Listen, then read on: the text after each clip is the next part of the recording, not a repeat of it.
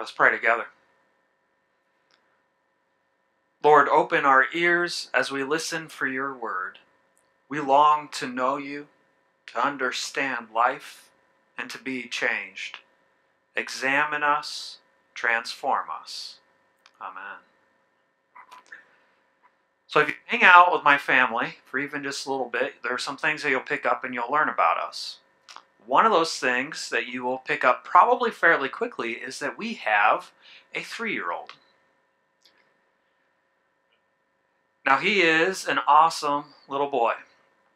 He's mechanically inclined. He can make amazing castles and cars and pyramids that store his Hot Wheels out of magnet blocks. He can figure out just about any piece of electronics faster than you or I. Actually, when Tara gets frustrated with the TV, she hands him the remote.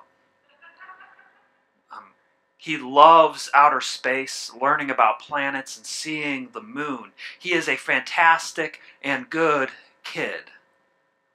But again, we have a 3-year-old. Which means that our house can be filled with a tantrum at a moment's notice. Our patience can be tried, our blood pressure raised, our anger initiated at any given second. So the other night, after I had the children for the day, I was putting him to bed, our 3-year-old to bed, and I asked him if he wanted my attention that day. I mean, he had been in timeout quite frequently. And he nodded his head. And I asked, well, wouldn't you like my attention more if it was for saying good things like, good work eating your food, great job building the castle and putting the blocks away, fantastic use of words to tell me how you feel? Wouldn't that be better than timeouts and negative attention? He didn't have an answer because he's only 3. But wouldn't it be better for all of us? Wouldn't we rather hear good and faithful servant over you brood of vipers? Wouldn't we rather be known by our love than by our hate? Wouldn't we rather be defined and recognized by our very best moments instead of our worst moments in our lives? David Lewis writes in Dear Working Preacher that psychologists suggest that for every negative message elementary age children hear about themselves, they need to hear 10 positive ones to restore their sense of self-esteem to where it had been previously. I don't know if anyone has studied this in groups other than young children, but I suspect that number doubles during our adolescent years, where we would need about 20 positive things for every 1 negative one. And then it probably goes back to about 10 to 1 in adulthood, right? Children, to put it another way, become what they are named. Call a child bad long enough and he or she will believe you and act bad. Call a child or a teen or an adult for that matter worthless or unlovable or shameful, and eventually he or she, all of us, will live into that name that we've been assigned. But in the same way, call us good or useful, dependable, helpful, faithful, or worthwhile, and we will grow into that identity and behavior as well. Do you know that about yourself, about all of us? That we form our identity based on what we hear others, based on what we hear the world, based on what we hear God calling us. That we become what the loudest voice in our vicinity says we are. And so if we allow for our out of patience, hypertension, angry self to rule, then our children will be that bad we constantly express. However, if we pause and recognize the blessings of Christ present in any moment and call for the good in all of us, then we can grow good children. We can be good children. We can have and be a child called good. But then that brings us to a bigger question of who then are the good? What is the good we should live into? I mean, how much goodness do we see surrounding us in our daily lives. We're bombarded with social media, bombarded with radio, with TV, with ads telling us who we should be, what we should be. Rob Bell does a talk where he asks for people to tell him what the Super Bowl is. And he says that the Super Bowl is a series of 30-second stories telling us what the next thing is that we need to be a better person, interrupted by a game. It's all about the commercials, the ads, telling us who we should be, who we need to be. And so we look around and we have to ask the question, what is the good that we should live into? Jesus begins his ministry in the Gospel of Matthew by preaching what is now famously called the Sermon on the Mount, which is much better than exclamations on a hill. But here, Jesus is setting up a framework for how we should view the world and how we should live. He begins with the blessings, we call the Beatitudes. The blessings. And the blessing isn't just a feeling of happiness. It isn't just this subjective understanding of one's own place, that I just understand what I see and how I am. It is a declaration of objective reality.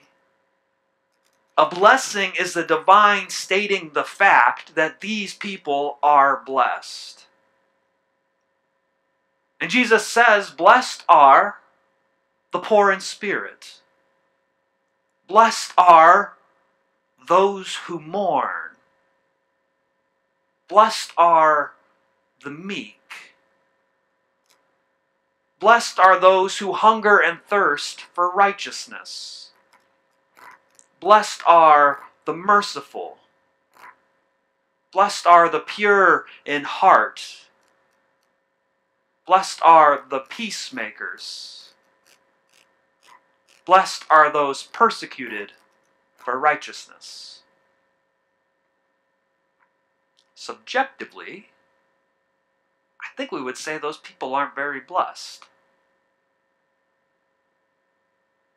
In our realities, not one of these people is seen as blessed.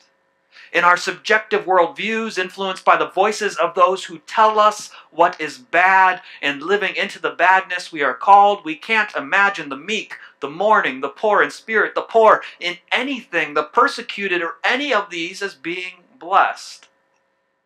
But here is Jesus starting his ministry with the clear and definitive declarations that these people are indeed blessed. Frederick Buechner elucidates this for us in his book, Whistling in the Dark, A Doubter's Dictionary. Such a great title. Good book.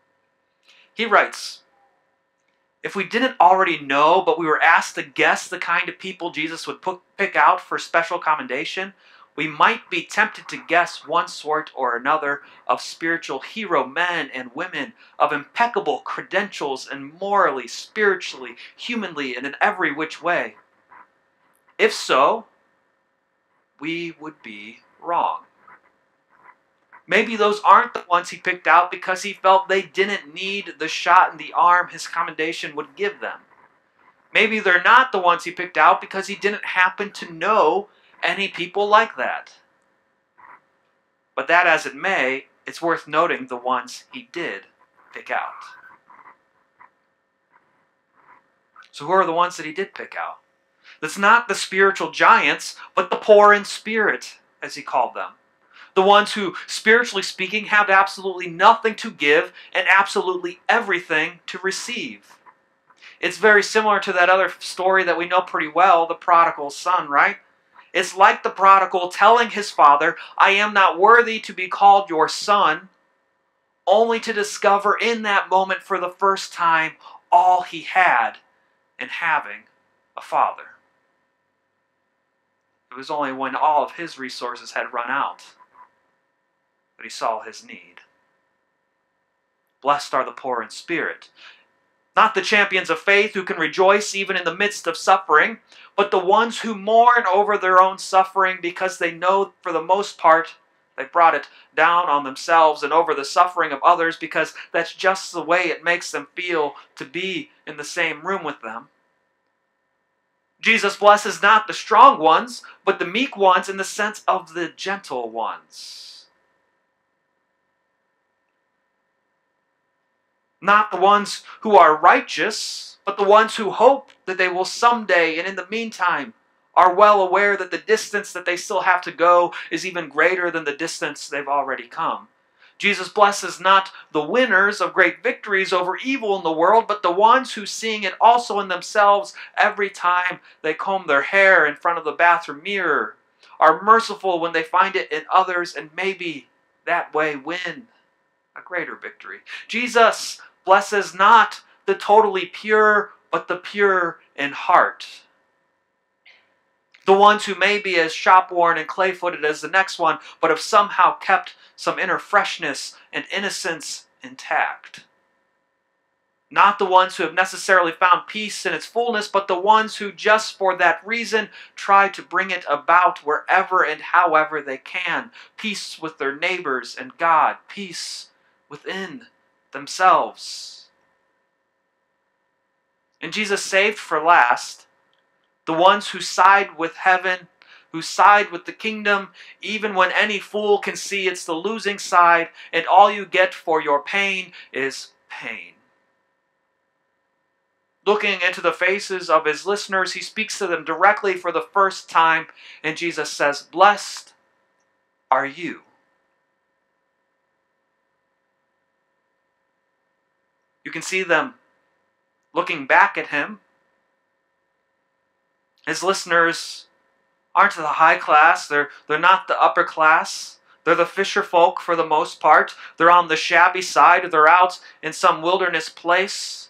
They're not all bright. It doesn't look like there is a hero among those crowds. They have their jaws set. Their brows are furrowed with concentration. And they are called blessed when they are worked over and cursed out on his account, he tells them. It is not hard. It is not his hard times to come, but theirs that he is concerned with, that he cares about. Speaking out of his own meekness and mercy, the purity of his own heart, and he calls his followers blessed.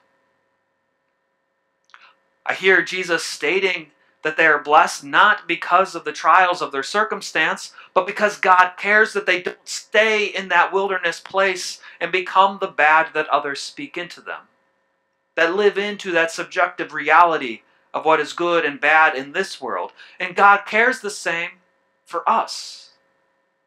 And Jesus doesn't end his message in the present, but with each blessing has a future statement.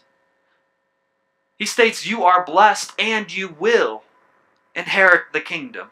You will be comforted. You will be filled. You will see God. You are becoming a child called good. Not just those who are blessed through Jesus' concern in this moment, but those who are blessed by the divine presence in all moments. We are blessed and can become the good that God calls us to be. And then Jesus follows up these 8 blessings with 2 challenges for those that have listened, for those that are listening. Challenges that we should strive to live into. Jesus says to his disciples, to the crowds that could hear him, and to us today, after these 8 blessings, he says to all of us, you are the salt of the earth. You are the light of the world. Salt cannot be salt if it isn't salty. Light cannot be light if it's the absence of luminescence. Nothing in our world can take away the salt or the light that we are called to be. Nothing can take away the goodness, the blessings that God has for us. The title of this message comes from a book that's written by Dave Pelzer, where he shares the misery of his childhood. It's a book called A Child Called It. And in this book, His mother severely abuses him and goes about trying to make him feel and be worthless. In one incident, she banged his head into a mirror and then made him look into the broken reflection and repeat again and again, "I am a bad boy." And the goal of this abuse was to destroy his personhood. The goal was to remove his saltiness and his light. And when we are bombarded by the repeated telling that we are less than, that we are worthless, that we are bad, that we don't have enough, that we can't be enough, we start to feel it. And Dave goes through years of this, and he writes about losing his faith in the 5th grade. He writes, "At night I no longer dreamed, nor did I let my imagination work during the day.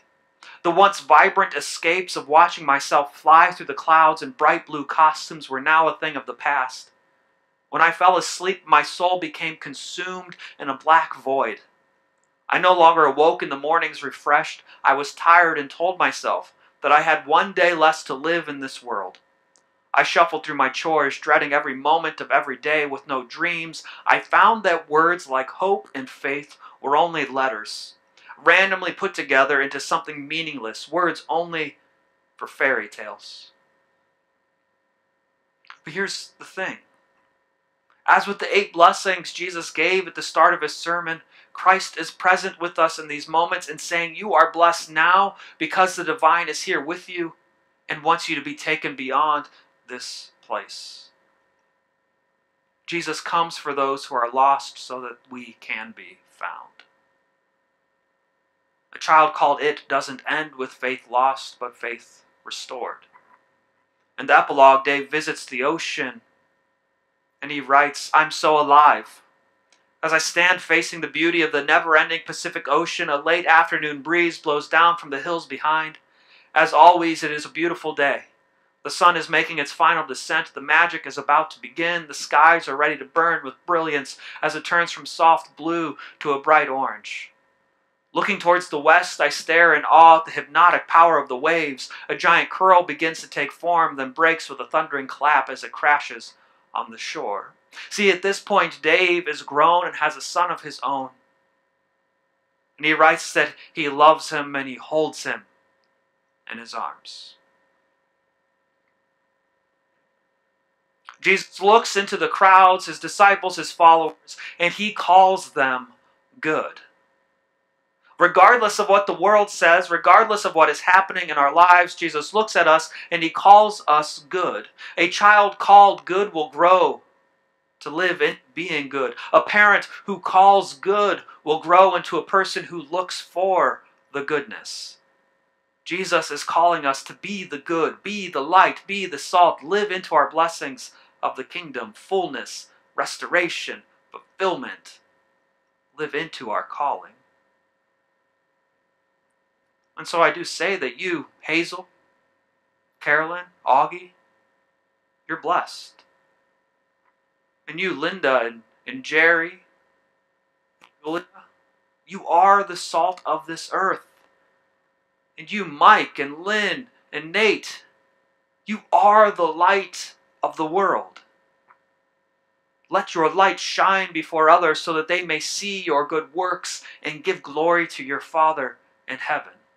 Let us be a church who calls for good. Let us be a community that lives into the good news. Let us live into these blessings. Let us become the blessed children of Christ we are called to be. We don't have to listen to those voices that tell us who we need to be. When Jesus calls us blessed and calls us to share those blessings. Amen.